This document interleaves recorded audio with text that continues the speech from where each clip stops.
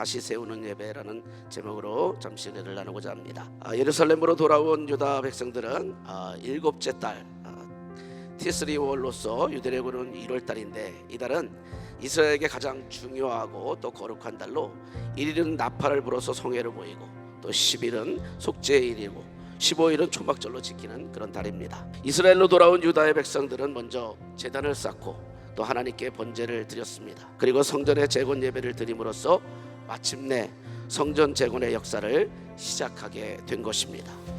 에스라 3장은 이제 본격적으로 이스라엘 백성들이 성전 재건의 준비가 시작되는 과정을 보여주고 있습니다.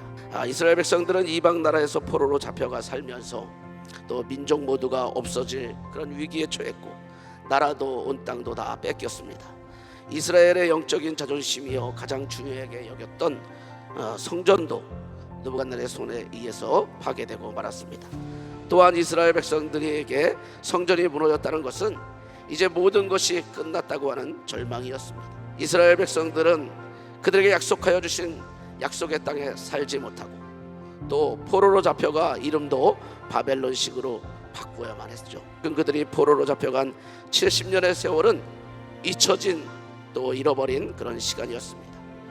페르시아의 식민지의 백성으로 살아야 했고, 또 그들의 정체성을 상실했던 그런 시대를 살았죠. 그런데 하나님의 놀라운 도움과 또 하나님의 선한 손길로 그들은 이방 땅 페르시아에서 기적같이 다시 돌아오게 됐습니다.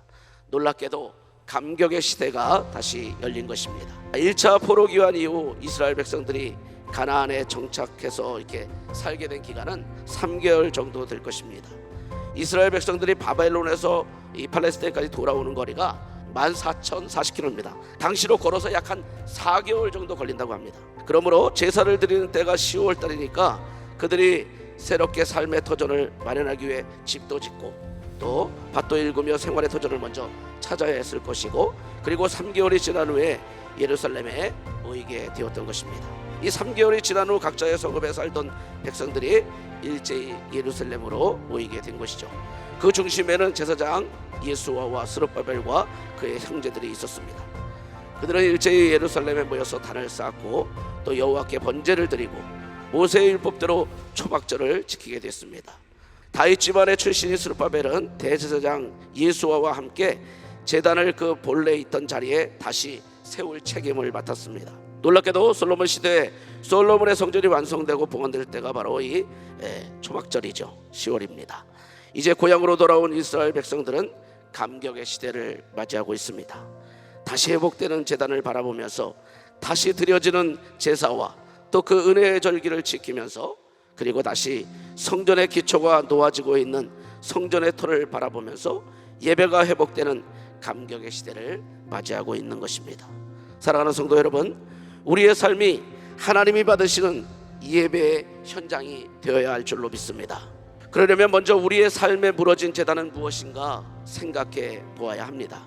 내 안에 무너져 있는 예배의 자리를 찾아내서 다시 회복하는 것입니다. 그냥 무너진 상태로 내버려 두어선 안 됩니다. 나의 신앙생활에 무너졌던 예배를 다시 살리고 회복되도록 힘써 나가시는 저와 우리 모든 성도들이 될 수 있기를 간절히 소망합니다. 두 번째로, 하나님께 온전한 헌신과 감사의 예물을 드려야 합니다. 오늘 본문이 주시는 메시지는 번제를 드리는 자세입니다. 매일 항상, 이것은 실제로 이스라엘 백성들이 모세의 율법대로 행하는 모습입니다. 그러나 오늘 우리의 성도들에게 적용한다면 번제는 날마다 드리는 우리의 예배인 줄로 믿습니다. 우리를 하나님이 기뻐하시는 신실한 예배자로 날마다 드리며 그 은혜를 누리며 살아가는 우리 모든 성도들이 될 수 있기를 소망합니다. 세 번째는 하나님이 기뻐하시는 때를 지키는 것입니다. 이스라엘의 절기와 그들이 드리는 예물의 중심에는 하나님의 기쁨을 위하여라는 의미가 항상 따라다닙니다. 하나님의 기쁨이 되는 때 하나님이 기뻐하시도록 정성된 예물도 필요한 것이죠.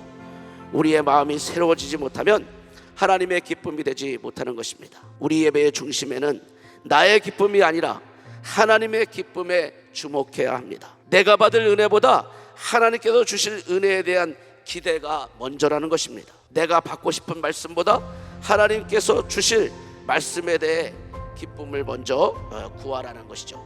이러한 예배의 감격을 회복하는 시대가 바로 에스라 시대였습니다. 이스라엘 백성들의 삶을 바라보면서 오늘 우리들도 하나님께 대한 우리의 순종과 불순종의 삶을 통해서 하나님께 영광을 돌리기도 하고 하나님의 영광이 가려지기도 한다는 것을 기억하시고 언제나 하나님이 영광 받으시도록 날마다 선하고 거룩한 예배생활, 신앙생활을 하는 저와 우리 모든 성도들이 될 수 있기를 간절히 소망합니다.